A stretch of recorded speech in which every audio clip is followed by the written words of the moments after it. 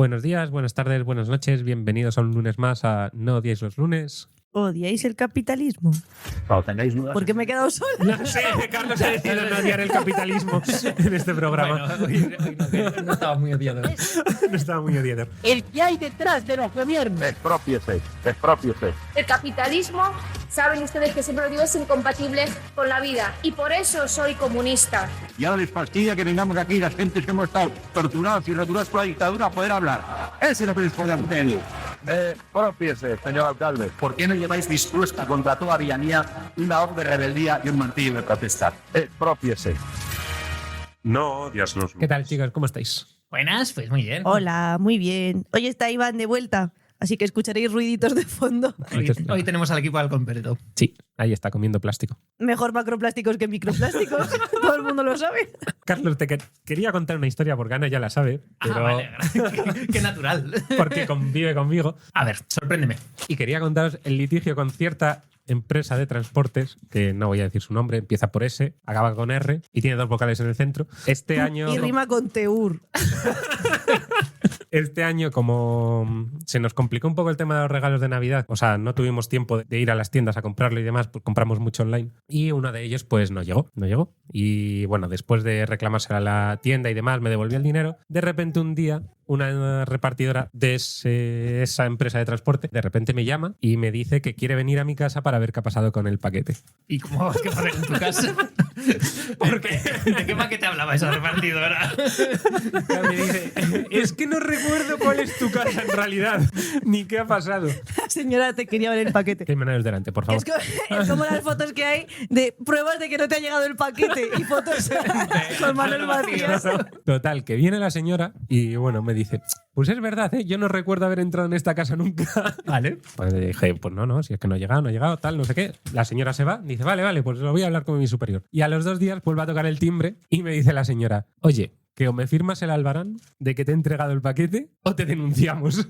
¿Por qué? ¿Cuál era la causa de su denuncia según ella? Por haber Ponerles- hecho una denuncia falsa, por haber dicho Claro. que no había llegado el paquete. Una reclamación falsa. Vale. Total, se me queda así mirando y Delito penal esto, ¿eh?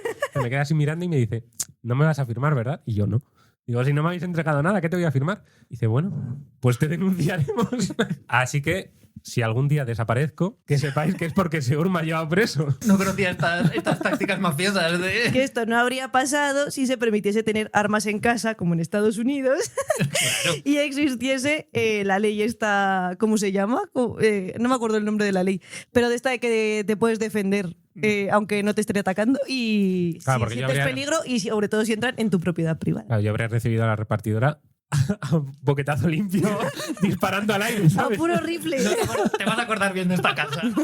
Ya sí que no te El va a- próximo paquete.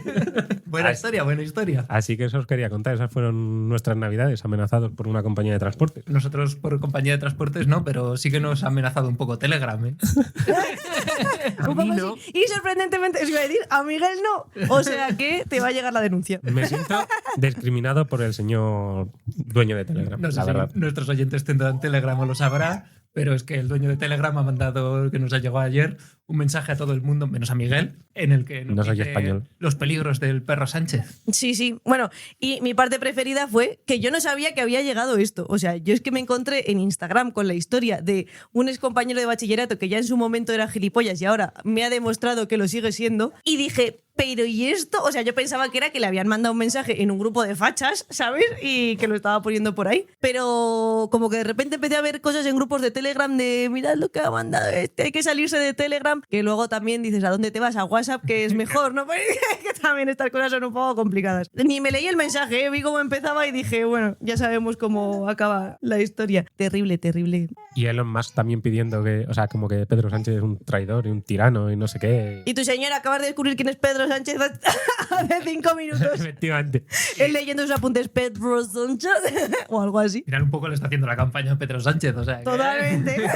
Nada, esto demuestra que eso, yo quiero confiar en la humanidad, ¿sabes? Y yo confío en la humanidad en general, pero esta cosa me hacen pensar que la isla de las serpientes tiene que ser más grande para enviar ahí a todo el mundo. Que hay que enviar. que sobra Van a faltar demasiado. serpientes, para que muerdan todos. Bueno, y ya vamos a introducir en tema. Te traigo, como siempre, mi dato antropológico. Bueno, esto se lo dedico porque es un tema que suele sacar nuestro querido amigo Prade. Ya me lo ha contado varias veces de cervezas y cuando le dije que íbamos a hablar de esto en el programa, me lo volvió a contar y dije, vale, pues ya tengo dato antropológico. En verdad es casi histórico más que antropológico, pero bueno, como en antropología yo creo que... Pero como no eres antropólogo de verdad, nos vale que no sea de verdad el dato antropológico. Oye, eres historiador. Oye, ya estoy un paso más cerca, hice mi primer examen. ¿Y qué tal? Pero no sabemos si lo has aprobado. No, todavía no me han dado la nota. Me salió bien, yo creo, pero... Todavía tienes 0 créditos. Todavía 0 créditos. Aquí el dato antropológico de la semana. 1936, en plena Alemania nazi, un atleta afroamericano que se llamaba Jesse Owens, muchos le conoceréis, claro, ganó 4 medallas de oro delante de Hitler. El régimen nazi quería usar aquellas Olimpiadas para demostrar su supuesta superioridad aria y acabó ocurriendo todo lo contrario. Un hombre negro humilló simbólicamente la ideología nazi en su propio escenario. Y este dato es más conocido por todos, pero lo curioso para mí y lo profundamente revelador es lo que viene después, que es lo que contó el propio Owens en varias entrevistas. Él mismo explicaba que, paradójicamente, se sintió mejor tratado en la Alemania nazi que en su propio país. En Berlín fue aclamado por el público, pudo alojarse con otros atletas, fue tratado como una estrella deportiva. En cambio, al volver a Estados Unidos, la realidad fue otra. El presidente Roosevelt no recibió ni lo felicitó, seguía sin poder entrar por la puerta principal de muchos edificios y su fama tampoco se tradujo en tener una estabilidad económica. Para sobrevivir, pues tuvo que participar en espectáculos humillantes como correr contra caballos para divertir al público estadounidense y al final volvió a trabajar de botones en hoteles, que es donde había trabajado antes de ser atleta olímpico. Y en hoteles en los que él no podría alojarse como cliente porque estaba restringida la entrada a las personas afroamericanas. Por eso aquí es donde está más vinculado desde un punto de vista antropológico, como este caso de Jesse Owens desmonta esta idea cómoda de que el racismo no siempre se presenta de forma explícita o brutal, ¿no? Porque es mucho más explícito en la Alemania nazi, pero a veces es mucho más estructural y silencioso y cotidiano, como pasa en Estados Unidos. Mientras el nazismo mostraba su racismo como propaganda, Estados Unidos lo ejercía como una normalidad social. Owens no solo fue una víctima del racismo, sino una prueba viviente de la hipocresía de Estados Unidos. Un héroe nacional cuando convenía, un ciudadano de segunda el resto del tiempo. Su historia nos recuerda que derrotar una ideología en una pista de atletismo no basta cuando el sistema sigue intacto. Menos mal que conozco a Prade, porque si no diría que en un momento de la historia iba a decir los nazis eran buenos al final. No eran tan malos. Claro. Franco fue malo, pero ¿y ustedes? No, mi idea no era dignificar a los nazis, sino decir que no siempre la historia es tan como nos la han contado. El podcast que no se hace se organiza. El podcast que no se hace se organiza. Estados Unidos se ha vendido al mundo como la cuna de la libertad, los derechos civiles y la democracia moderna. Pero todos sabemos que su historia es bastante menos épica y bastante más oscura, tanto en lo externo como en lo interno. Porque mientras proclamaba derechos universales, el Estado norteamericano construía durante décadas un sistema legal de segregación, exclusión racial y control social que hoy no desentonaría en ningún manual de prácticas autoritarias. Un ejemplo claro son las leyes Jim Crow, vigentes desde finales del siglo XIX hasta bien entrado el siglo XX. Un entramado legal que establecía la segregación racial obligatoria entre blancos y negros. Escuelas separadas, transporte separado, barrios separados, baños separados y, por supuesto, derechos separados. El Estado legalizó la inferiorización de la población negra, lo privó del derecho al voto y la dejó expuesta a la violencia policial y parapolicial con toda impunidad. Tan normalizado estaba este racismo de Estado que las leyes raciales y migratorias estadounidenses fueron estudiadas y admiradas por los juristas del Tercer Reich. La ley de inmigración Johnson-Reed de 1924, diseñada para preservar una América blanca, limitando la entrada de personas no europeas, y las propias leyes Jim Crow, sirvieron como referencia para la redacción de las leyes de Nuremberg. Y esta lógica, que pese a todas las luchas por los derechos civiles no llegó nunca a desaparecer del todo, independientemente de quién estuviera en el gobierno, presidentes republicanos o demócratas, recordemos por ejemplo el vergonzoso récord alcanzado por Obama en número de deportaciones, y que volvió con fuerza tras el 11 de septiembre. Bajo la excusa de la seguridad nacional se creó el ICE, el Servicio de Inmigración y Control de Aduanas, sobre el que vamos a hablar hoy. Un cuerpo policial con poderes extraordinarios para detener, encerrar y deportar personas por su origen, con centros de detención privatizados, redadas masivas y prácticas que organizaciones de derechos humanos denuncian desde hace años. Hoy, cuando vemos deportaciones express, separación de familias o campos de detención para migrantes, no estamos ante una excepción ni un error del sistema. Estamos viendo la continuidad histórica de un Estado que ha usado la ley y la policía para decidir quién pertenece y quién sobra. Una tradición profundamente autoritaria, racializada y con prácticas que podemos llamar fascistas. Porque el problema no es solo quién gobierna. El problema es una estructura que lleva más de un siglo funcionando. Pero ahora Trump ha llevado esta herramienta, que es el ICE, un paso más allá, convirtiéndolo en algo que parece sus propias camisas pardas. Hoy nos conectamos con Alex Santos, un periodista freelance viviendo en Estados Unidos, para profundizar en la situación política y social del país en un momento clave. Con un gobierno encabezado por Donald Trump desmedido en el tablero político tanto internacional como nacional y el endurecimiento de las políticas migratorias, queremos entender cómo se vive esto desde dentro, cuál es el papel de la Agencia de Inmigración ICE y el impacto en las comunidades. Muchas gracias, Alex, por acompañarnos y dedicarnos este ratito. Hola, ¿qué tal, chicos? Nada, gracias a vosotros por tenerme. Desde Europa muchas veces cuesta entenderlo. ¿Qué papel juega hoy el ICE dentro del aparato estadounidense y cómo ha cambiado su presencia en este último mandato con Donald Trump? Porque desde fuera estamos viendo un aumento muy grave de la violencia institucional por parte del ICE. ¿Es tan grave como parece y a qué intereses responde este incremento de violencia? Varias preguntas en una. Así como extranjero que está aquí, yo he llegado hace unos meses a Estados Unidos. Antes estaba en otro país de América. Y justo en este tiempo yo creo que ahí se ha convertido en la historia más importante que hay en este país, periodísticamente hablando y en términos humanos. Probablemente ahora mismo lo que más magnitud esté teniendo en las vidas de la gente. O sea, la dimensión de ICE es que está en todas partes ahora mismo. Bueno, ICE era una agencia federal relativamente pequeña, en una constelación con muchas agencias federales. Desde España la idea que teníamos era más lo que era la patrulla fronteriza, que no es lo mismo la patrulla fronteriza que ICE. La patrulla fronteriza se encarga de vigilar las fronteras, las aduanas, como dice su nombre, y ICE era un poco otro brazo, hermanado o primo, que se encargaba de vigilar dentro de las fronteras de Estados Unidos y básicamente pues estar atento de migrantes que pudieran tener comportamientos criminales, realizar deportaciones, buscar estos perfiles, ¿no?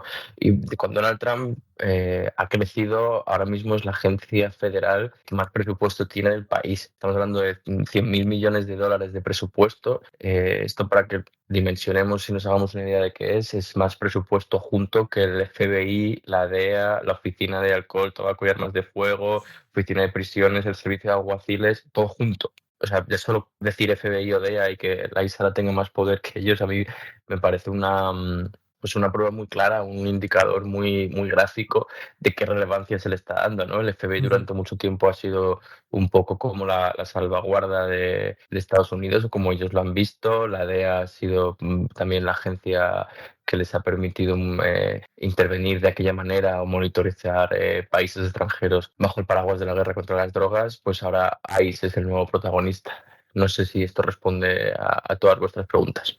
Sí, completamente, vamos. Viendo eso, el presupuesto que le ha dado Trump en este último mandato, vamos, se entiende perfectamente. Y llevándola al terreno, ¿cómo estás viendo tú que está afectando estas políticas y este discurso a las comunidades migrantes y a la sociedad en general? ¿Tú notas que hay miedo en las calles? Pues yo creo que depende de qué calles.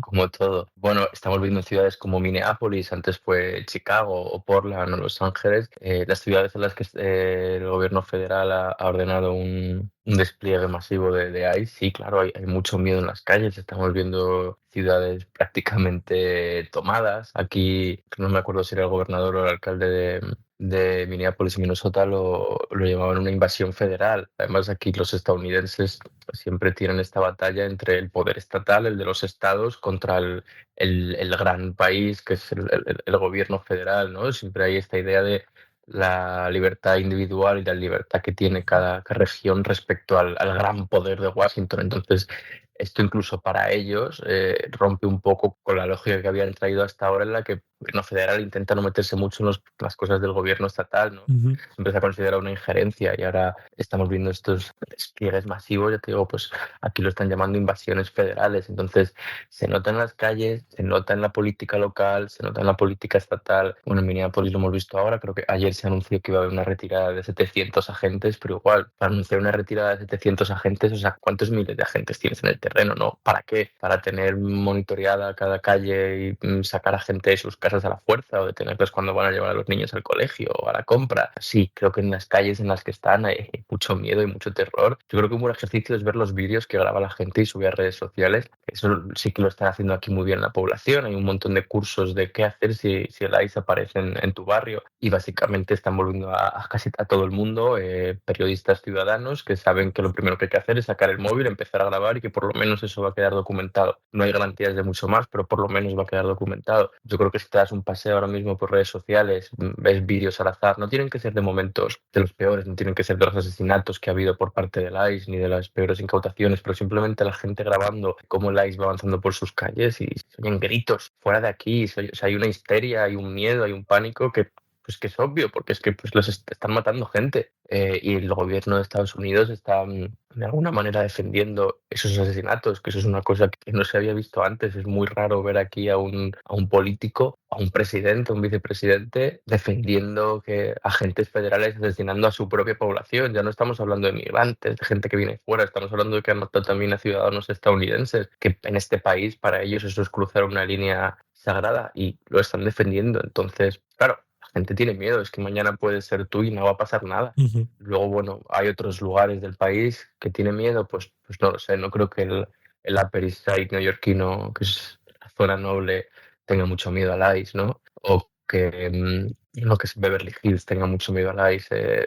Esto es como todo. Claro, sí, y es que viendo esos vídeos de los que nos comentas, da la sensación un poco, pues como que hay una normalización, sí, una lógica, ¿no? Se ha normalizado una lógica de estado policial en esos territorios. ¿Lo percibís así? ¿O hay una lucha mucho más encarnizada en esos barrios y demás? Yo creo que hay una organización. Estados Unidos, una cosa que me parece que tiene positiva, bueno, es aquello de hacer de la necesidad virtud. Como aquí no hay mucho servicio público, lo público no está valorado, lo público es de hecho algo estigmatizado, ¿no? Lo público es para pobres, para inmigrantes, y en general no funciona muy bien.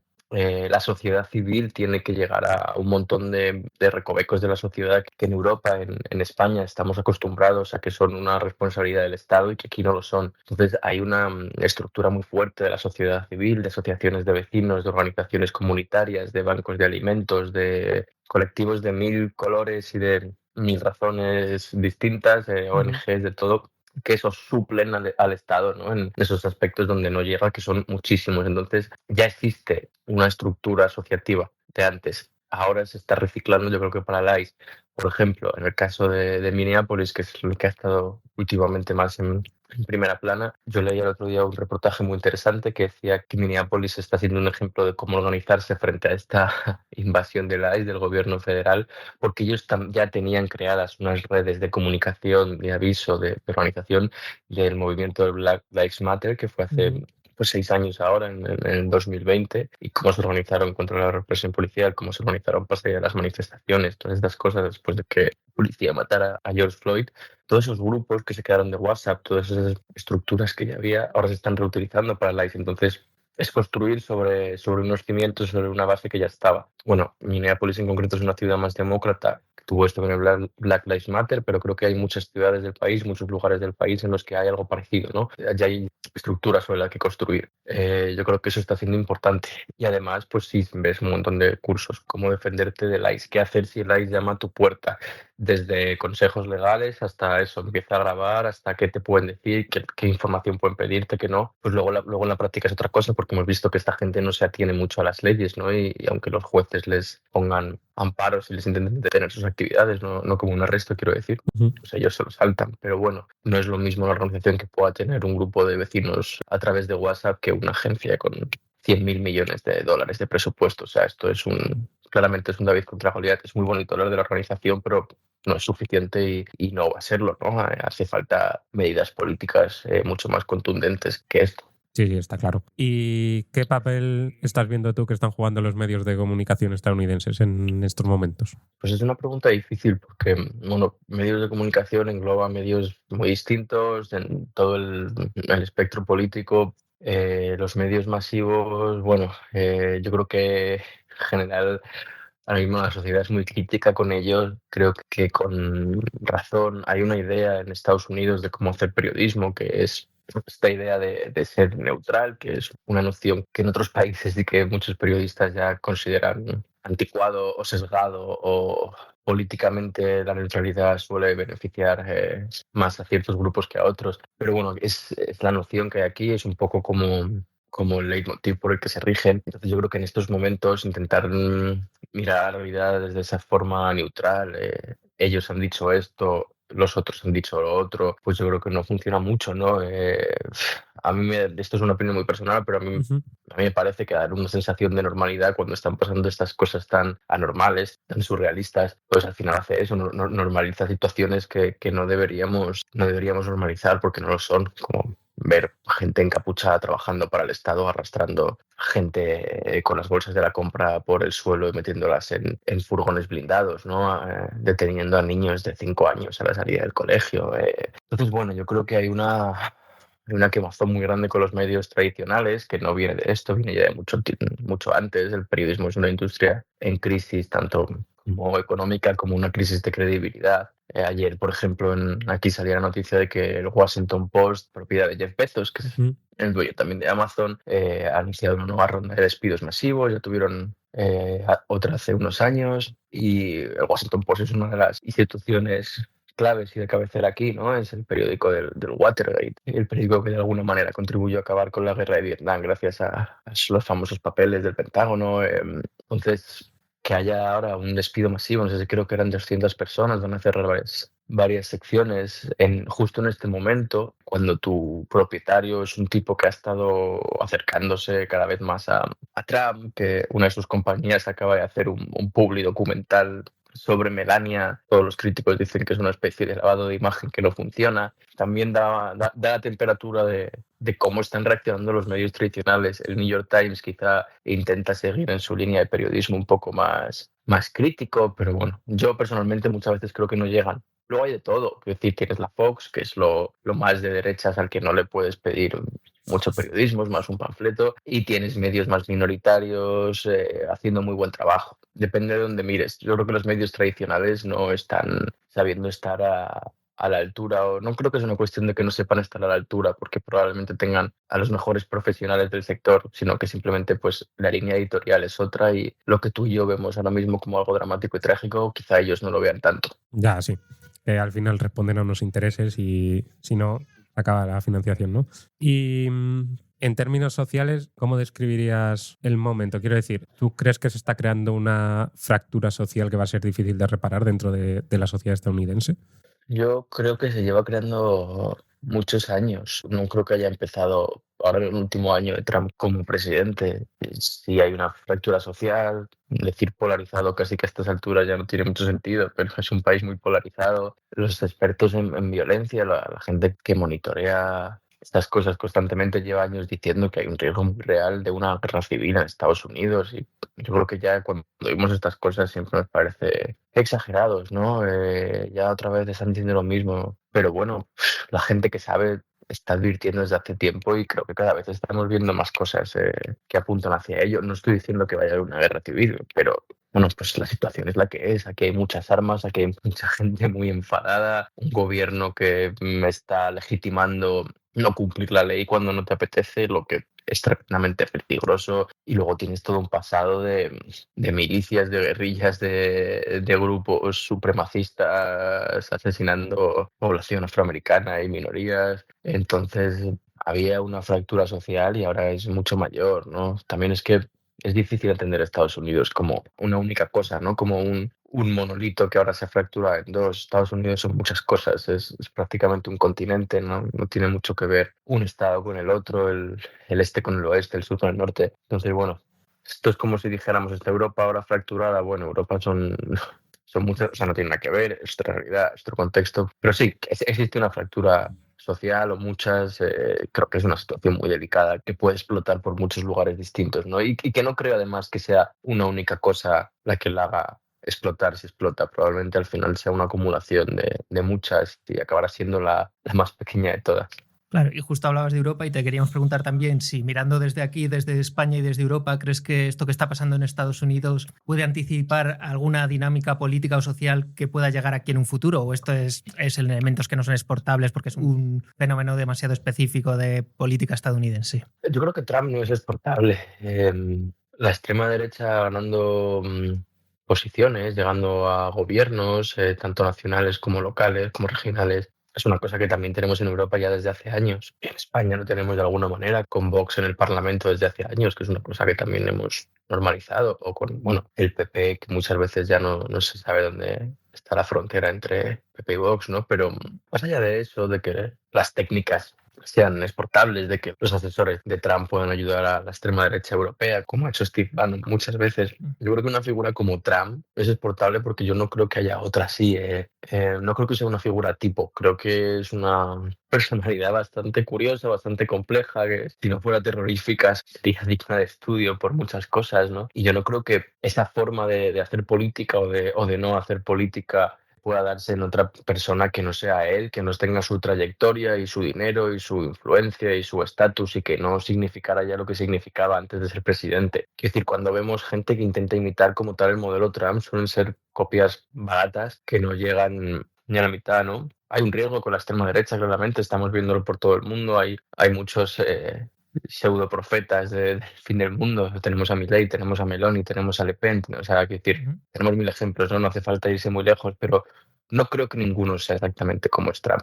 Y tampoco creo que no haya ningún país en el mundo como Estados Unidos en muchos sentidos. Es un país muy joven, creado en un modelo que creo que no existe en otras partes. Entonces, ¿exportable tal cual está pasando aquí? No lo creo. Que lo que estamos viendo aquí tendrá repercusiones globales de muchas formas, sí. Claro, al final es una potencia culturalmente hegemónica. Eso sigue siendo así. La cultura que mamamos a diario en Europa, por lo menos, y en muchos países del mundo, es la cultura que viene de Estados Unidos o la imitación local que nosotros hacemos de esa cultura estadounidense. Entonces, claro, tendrá influencias, habrá repercusiones, pero ya te digo, yo no creo que veamos una copia de Trump en otros países, no así. Y allí, dentro de este bloque de derechas que encabeza Trump, ¿crees que toda la derecha estadounidense está cerrando filas en torno a él o también empieza a haber, o sea, también hay gente crítica, está habiendo fracturas dentro del bloque de derechas? Hay gente crítica, cada vez más poca para lo que está pasando, yo creo. Creo que sí que durante los últimos años el Partido Republicano ha cerrado filas muy fuerte con Trump, sobre todo desde que se veía de nuevo la posibilidad de que fuera a ganar, ¿no? En las elecciones. Y bueno, siempre se dice que Trump ha secuestrado al Partido Republicano, que aunque fuera un partido de derechas, pues antes podía tener políticos sensatos o por lo menos alguien con quien, aunque discreparas ideológicamente, podías hablar, podías llegar a acuerdos. Y bueno, pues Trump ha monopolizado un poco. O sea, no sé si hay un partido republicano o un partido trumpista ahora mismo en ese sentido. Y sí, hay cada vez más figuras más críticas dentro de sus filas, pocas y tímidas. Suenan más algunas que otras, pero bueno. Yo creo que la cosa es que Trump ahora mismo no tiene posición ni en su partido ni en el demócrata. O sea, es que no existe una posición en Estados Unidos. Los demócratas han desaparecido, los republicanos han dejado que Trump los domine y no está habiendo una respuesta. Hay cosas tímidas como el gobernador de California, Gavin Newsom, esta gira que estaban haciendo Bernie Sanders y Ocasio-Cortez, que me parece más estética que otra cosa y no está llegando tampoco a mucho. No está habiendo contrapropuestas políticas, no está habiendo iniciativas fuertes o un candidato que esté sabiendo capitalizar este descontento, porque hay mucho descontento con Trump y una gran parte del país ahora mismo en las encuestas rechaza las tácticas del ICE, incluso gente que votó a Trump. Pero sí, no hay una alternativa clara ahora mismo a él. Sí, de donde sí nos han llegado estas últimas semanas, aquí por lo menos voces críticas, es igual más desde el mundo de la cultura, ¿no? Pues hemos visto a Bruce Springsteen con su canción o los discursos el otro día en los Grammys de gente como Billie Eilish o Bad Bunny. ¿Sí que está habiendo movimiento en este sentido o solo es lo que nos llega? Está habiendo movimiento, pues sí, al final el mundo de la cultura, entre comillas, tiene que ser más progresista, pero bueno, yo tampoco creo que estemos viendo demasiado. Es que mira el momento histórico que estamos viviendo, mira las cosas que están pasando. Es que este país debería estar en manifestaciones masivas, constantes, con un bloque de sociedad civil, de la cultura, protestando esto, ¿no? Entonces, gente como Bruce Springsteen es súper encomiable y que necesario y como mola que esos viejos rockeros nunca mueran, ¿no? Y que estén dando aunque la batalla, aunque sea desde su frontera pequeña, pero bueno, no sé qué decir. Es que debería ser todo. Es que, o sea, es que suena fácil y suena moralista decir esto desde fuera, y son artistas y no son políticos y no tienen por qué y lo que tú quieras, pero quiero decir, estamos viendo lo que estamos viendo y no alzas la voz cuando tienes un micrófono delante y millones de personas escuchando. No lo sé, tío. Tienes la oportunidad ahí. Pero bueno, o sea, sí hay gente del mundo de la cultura hablando. Yo soy pesimista, me parece poco, insuficiente, mal y tarde. Pero bueno, sí que bueno que cada vez haya más. Pues justo la última pregunta que teníamos está difícil porque nos gusta intentar acabar el programa con una mirada optimista, entonces siempre dejamos la última pregunta para buscar una posible salida, pero quizás más allá de lo que ya nos has contado, que es esas redes de vecinos que están haciendo lo que pueden y se están organizando, vemos poca alternativa, poca salida posible en este país. Bueno, pero aunque solo sea eso, mira, sí, seamos optimistas. La gente lo está rechazando, por lo menos sus antiguos votantes están rechazando, aunque sea la parte de las tácticas más radicales del ICE, ¿no? Aunque sobre el papel les parezca bien que deporten a los migrantes, pero que por lo menos no los deporten así. Pues bueno, mira, hay un avance. Si queremos ver cosas buenas, algunas hay, pocas, pequeñas, pero algo hay. El país está intentando salir en contra, sí. Entonces yo me quedaría con esa gota de optimismo, la organización de la gente, que al final, bueno, pues tiene el poder que tiene, pero que bueno, que se organicen y que sigan haciéndolo mucho tiempo y que lo hagamos en todas partes, ¿no? Que pues, probablemente ya no podamos hacer la revolución, pero bueno, pues por lo menos que no nos suban el precio del pan, ¿no? Que no se lleven a nuestro vecino a rastras, movilizar esas cositas que podemos. Para mí eso es una nota positiva y bueno, sí que yo creo que esas cosas acaban generando unión, acaban generando cimientos que luego pueden construir otras cosas. Si se quiere ver cosas positivas, se pueden ver. Todo es oscuro, pero es verdad que la gente poco a poco va respondiendo, parece. Veremos cómo sigue esto también. Es decir, un gobierno con tanto poder como Estados Unidos, pues poco puede hacer la gente contra esto. Ojalá me equivoque y veamos próximamente manifestaciones tan multitudinarias y masivas y contundentes que tenga que caer este gobierno. Pero bueno, hay cosas positivas y no nos quedemos solo con lo malo. Bueno, pues sí, pues nos quedamos con este deseo y estas pequeñas notas positivas. Bueno, para nosotros desde esta radio comunitaria, desde este pequeño podcast, ha sido un lujo tener un corresponsal desde Estados Unidos. Alex, muchas gracias. Nada, un placer por tenerme. Me pilláis todavía con el primer café, así que espero que no haya sido muy, muy lioso ni confuso lo que os he contado y nada, encantado de echar una mano, chicos. Una maravilla de programa, la verdad. Muchas gracias. Nada, a vosotros. Eres marxista, pero todavía no lo sabes. Ha llegado el día, gente. Tuvo que llegar la tercera temporada para que por fin nos pongamos a analizar uno de mis géneros preferidos. Y ya vais a estar todas pensando que vengo a analizar la última terrible comedia romántica que han subido a Amazon, que se llama El hijo del pastelero, por cierto, no os la perdáis. Pero no. Creo que he hablado poco de este género, así que igual ni se sabe lo friki que soy de este tema. Hoy sí, por favor, redoble de tambores. Porque hoy traigo un anime. ¿Digimon? No es Digimon. Es que en realidad yo era más de Pokémon que de Digimon, pero el opening de Digimon es mejor que el de Pokémon. Bueno, que la mayoría de gente que no ha entrado a este mundo, que es mucha gente en realidad, la mayoría de personas no son muy fans del anime, seguramente cuando piensen en anime piensen en Oliver y Benji o cosas similares que veíamos en la primera o en el canal que tocase por la mañana. Pero bueno, que una vez te metes de cabeza en este mundo te das cuenta de que te puedes encontrar con verdaderas joyas. Hay también basura, como en todos los géneros, obviamente, pero también hay algunas obras muy buenas, algunas famosas como puede ser Death Note o Ataque a los Titanes, otras menos famosas como Steins Gate, que yo siempre la recomiendo, y por supuesto no puedo hacer esta sección sin no recomendaros, porque esto no es una recomendación, sino que es una obligación de que veáis Full Metal Alchemist Brotherhood, porque si solo vais a ver un anime en vuestra vida, por favor que sea ese, que luego vais a decir que queréis más, que así fue como Miguel empezó en el mundo del anime. Tengo que reconocer que sí. La verdad es que para mí era un género totalmente desconocido y gracias a Ana lo descubrí y luego he visto animes raros como un pulpo que da clases y mata a sus alumnos. Pero buenísimo, ¿eh? Pero no mata a sus alumnos, los alumnos le intentan matar a él. Es que ni siquiera te acuerdas de lo que has visto. Assassination Classroom, también muy bueno. Muy buen anime. Yo traigo una enmienda o una duda a tu sección antes de que empieces vale. con ella. ¿Qué enmienda querías hacerme? No, es porque yo a veces he propuesto cosas y se me han denegado por no ser suficientemente conocidas, pero en este caso, como a Ana le gusta mucho el anime, permitimos hablar de cosas que no son para el gran público. Ahora no fastidies, porque yo voy a hablar de un anime que es ultra conocido conocido. O sea, no sé cuántos seguidores tiene este anime, pero vamos, no es mainstream, o sea, no es... Ay, sí, mainstream, ya ni me acuerdo, esta palabra ya no está de moda. Mainstream era lo que no era conocido. No, es mainstream, era lo que es conocido. Lo que es conocido. Bueno, pues sí, es muy mainstream. Vale. Comparar un cine checoslovaco con un anime de... Hombre, por favor, es que luego voy a buscar cuánta gente sigue este anime para que no... Y en España no voy a buscar, porque claro, si busco en Japón o en China, pues igual. Para callarte la boca. Bueno, venga, que estamos tardando mucho en introducir la serie que traemos en este caso hoy, o anime, y es que esta sección, aunque no lo parezca, sí que está muy conectada con la entrevista, y es porque a muchos igual esto le ha pasado desapercibido, pero a los fans del anime no, y es que últimamente las manifestaciones de diferentes países, incluyendo Estados Unidos, que precisamente ahí es donde me fijé que esto estaba apareciendo, pero ha aparecido también en Nepal, lo he visto también en Madrid, quiero decir, o sea que ya es como algo mundial. Nepal como referencia de algo. Es que ahí era como un símbolo muy usado, o sea, no era como bandera ahí suelta, sino que había un montón. Podéis ver una bandera pirata, pero que no es una bandera pirata cualquiera, sino que es la bandera pirata de los sombreros de paja o Mugiwara, para los bilingües en inglés, del anime que es One Piece. Por favor, que alguien me diga que esto es algo poco conocido, que nos pegamos. Yo no lo conocía hasta que Netflix no decidió hacer una adaptación. Claro, pero hasta tú lo has visto, Ya sí, fíjate. ya sí. ¡Pistola de goma! ¡Goma! Bueno, que se ve como un símbolo de libertad, de resistencia y de lucha contra la opresión.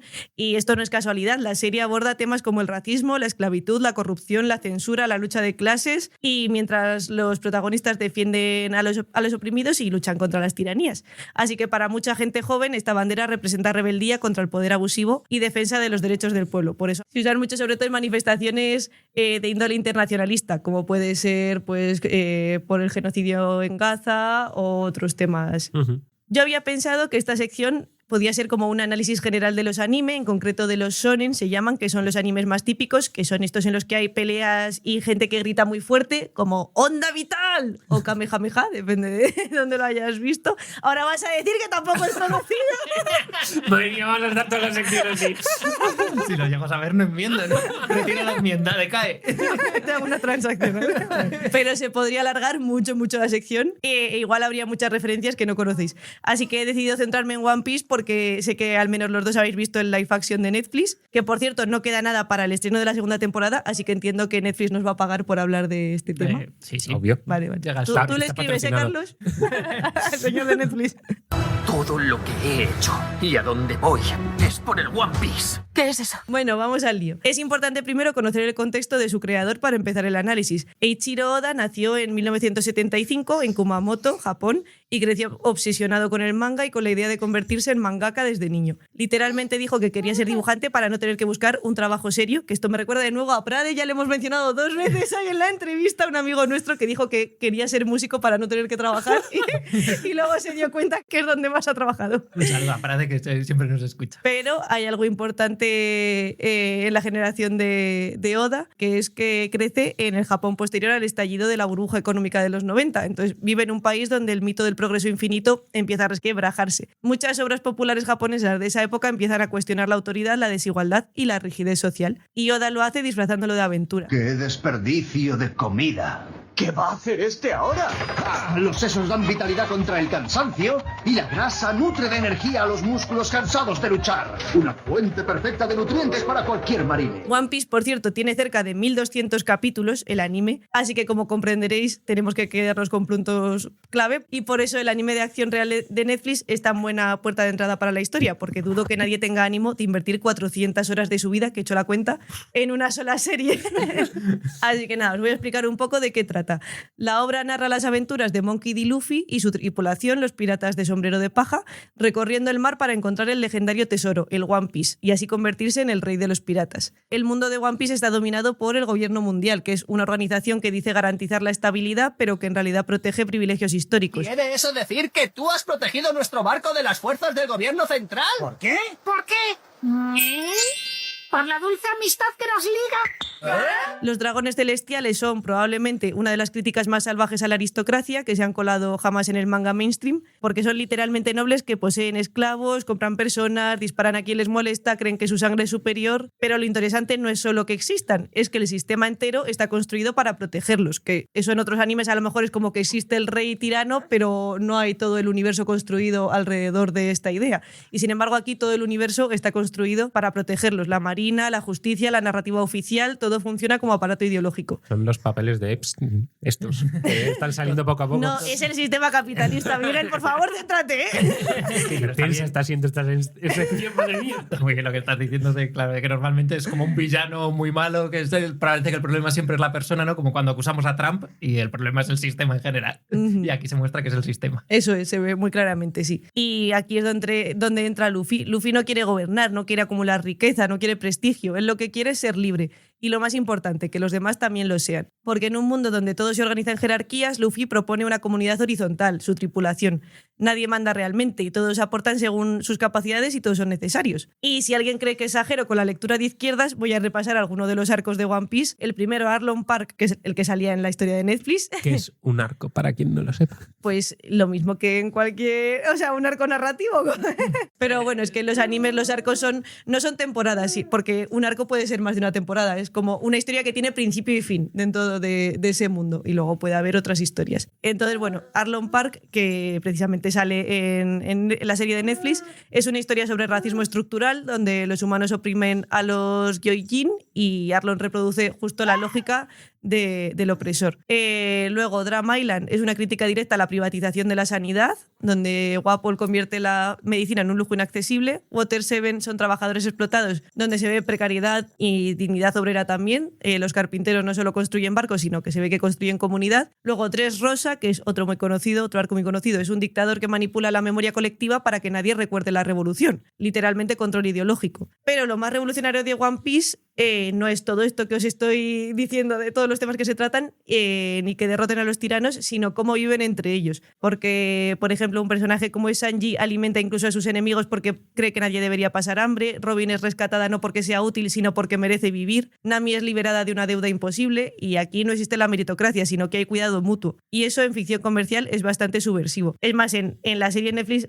seguramente os habéis percatado de que hay personajes que son fortísimos y es como, vale, este es útil, y otros que no sirven para nada, como el del tirachina, para que me entendáis. Pero aún así es como que a todos se le da la misma importancia y se les cuida de la misma manera y todo es como muy recíproco. Entonces, que es una historia muy bonita. Yo creo que la historia de la tripulación es un buen ejemplo de lo que querríamos a lo mejor a nivel social. La solidaridad. Pero bueno, obviamente no puedo hablar de anime sin hacer una crítica al machismo intrínseco que también afecta, por supuesto, a One Piece, y es que el anime como industria arrastra un problema serio que es la hipersexualización. Personajes como Nami o Robin han visto cómo sus cuerpos se exageraban progresivamente hasta proporciones casi imposibles, y es que esto no es exclusivo de One Piece. Por ejemplo, en Fairy Tail también se convierte la cámara en voyeur constante. No Game No Life ha sido criticado por sexualizar personajes menores. Incluso clásicos como Evangelion han generado debates sobre la mirada masculina. Un cocinero de verdad nunca desprecia nada, como nada se desprecia en una amada. Pero también debo decir que esto no invalida para nada el contenido político. Lo único que sí que nos recuerda que la lucha no acaba hasta que todas seamos libres. Y además aquí hay otro tema que me parece muy interesante de este mundo, no solo de One Piece, del mundo del anime y de los mangas, y es que los otakus, que son las personas estas que tienen una afición obsesiva por la cultura popular japonesa, especialmente por el anime o el manga, suelen ser personas muy conservadoras a nivel mundial. O sea, no solo en Japón, sino en todo el mundo suelen ser personas bastante conservadoras. Lo cual choca si ves cuáles son los temas principales de la mayoría de animes, que es la lucha por la justicia, la camaradería, el desprecio a la autoridad. Es más, hay conversaciones infinitas en Reddit y otros foros en los que se debate si One Piece es político o no es político. Partimos de la base, aquí ya lo sabemos, de que todo es político, obviamente, porque todo lo que se crea lo hace alguien que vive en un sistema concreto, con una ideología concreta, etc. Pero el punto es por qué tanta obsesión en concreto de decir que One Piece no es político. Y esto es fácil, porque One Piece es probablemente el anime más famoso y, oh sorpresa, sorpresa, es mejor decir que es tan querido porque es una gran historia de aventuras sin contenido político, a tener que reconocer que es tan querido precisamente por ser tan claramente antiimperialista y antifascista.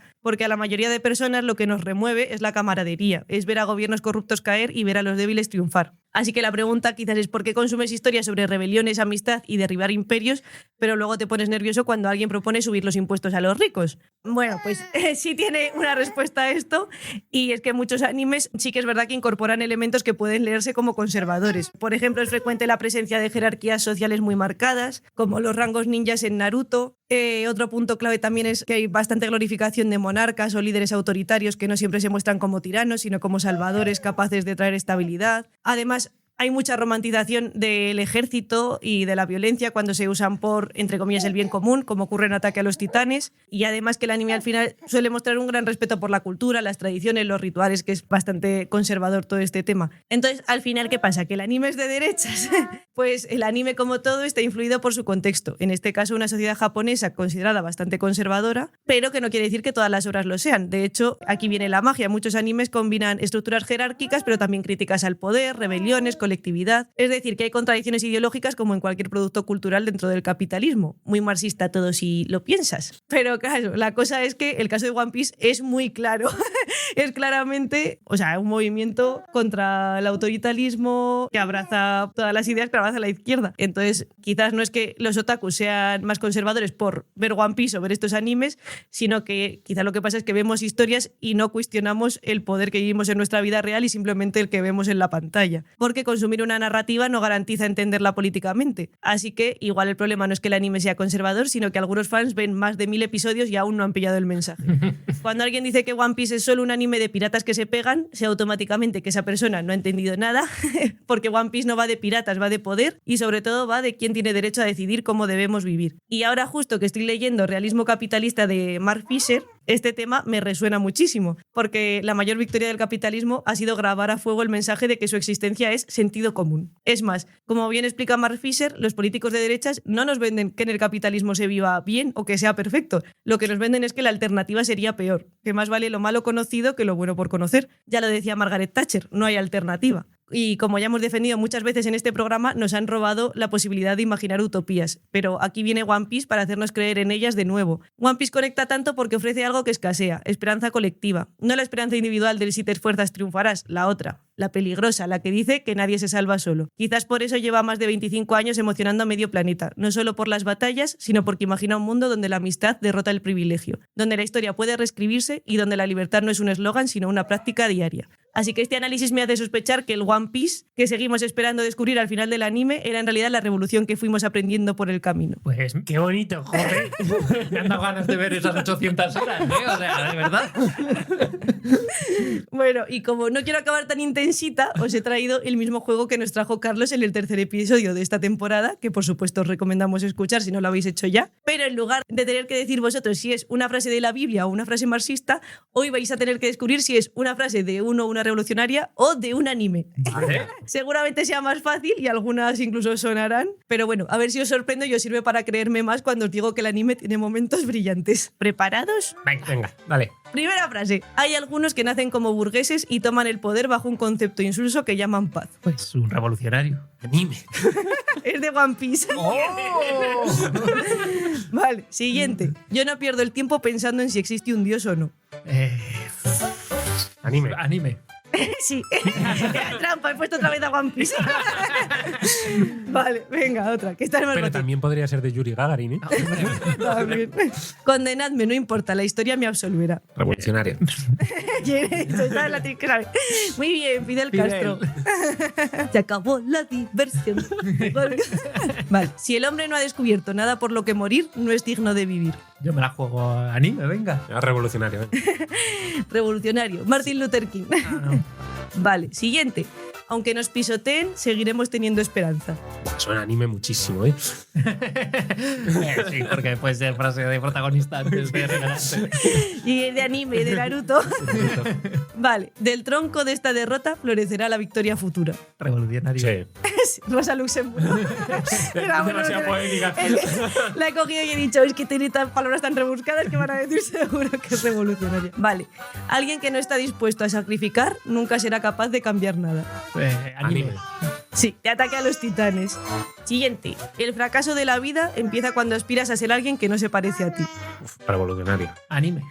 Es anime, es de One Punch Man. No te lo esperabas, ¿eh? No. Vale, que ya quedan pocas. La única cosa que respeta el poder es el poder. Anime. Anime, venga. No, es mal con X. Ah, Pero sonaba muy anime, ¿eh? Sí. La he cogido por eso. Vale, siguiente. Pikachu. Revolucionario. Yo lo leí en los textos de Lenin. ¿Qué hace? Siguiente. Un día la vida me golpeó tan fuerte que me enseñó a resistir. Anime. Revolucionario. Es la pasionaria. Deberíamos sabernos la esta, ¿eh?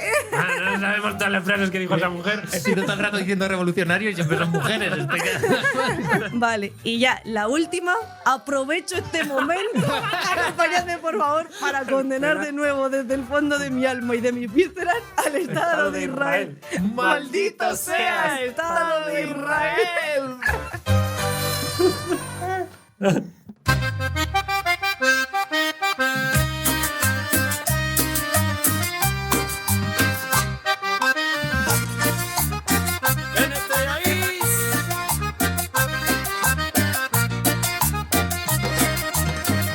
En este país, en este país, en este país, en este programa, ya no se puede decir nada.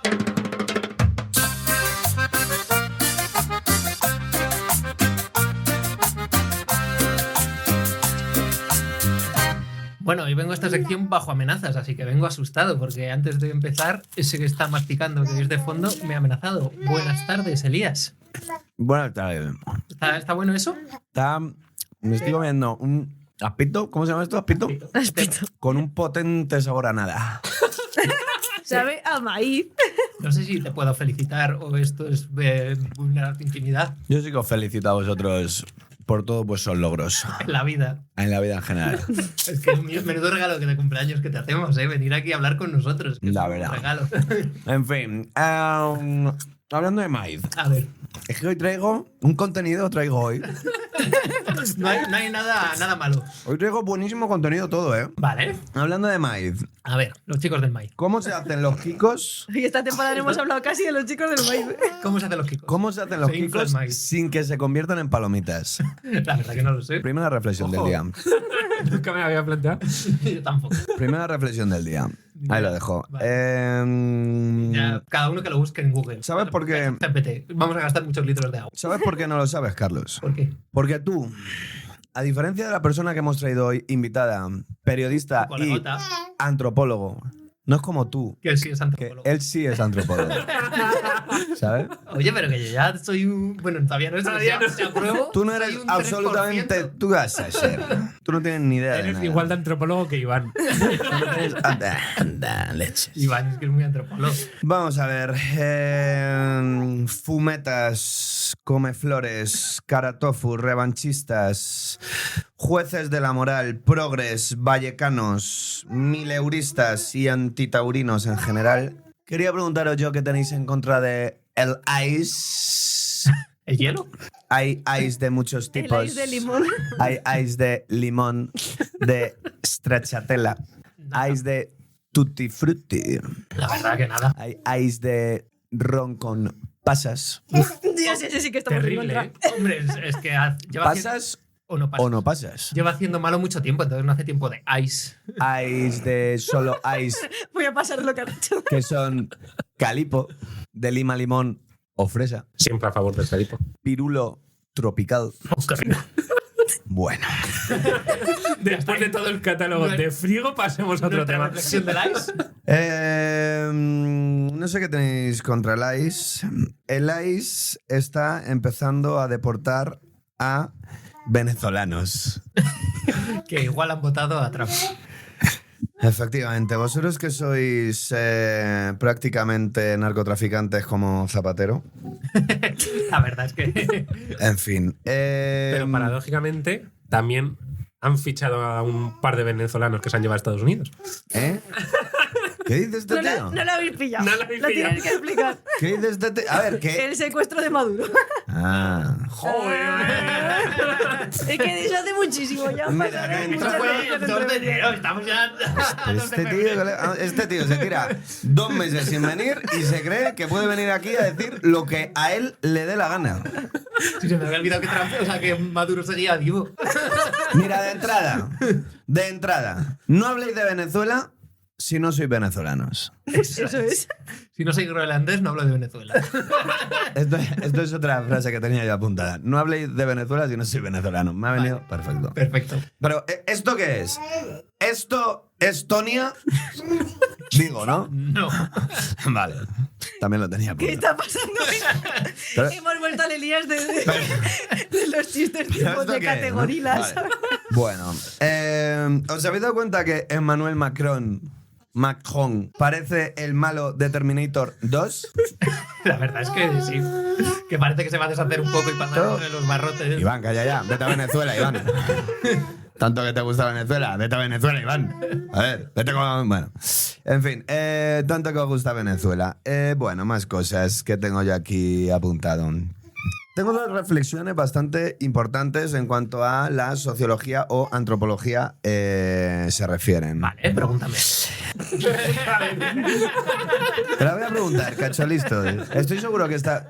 Mira, le habéis hecho una entrevista de mierda a Alex, por cierto. ¿Por qué? Porque no hemos preguntado En fin, lo importante. no habéis preguntado lo importante. Si yo tuviese a Alex aquí, Alex Santos, buenísimo periodista freelance que vive en Estados Unidos, le hubiese preguntado lo siguiente. Si una persona alta se cae, ¿se hace más o menos daño que si se cae una persona bajita? Si una persona. Pues yo diría que Claro, más. porque... Depende de si te caes desde un risco. No, si se cae en general. O sea, Pues más, porque hay más altura. veo que me vais a ir aprobando los exámenes, Carlos.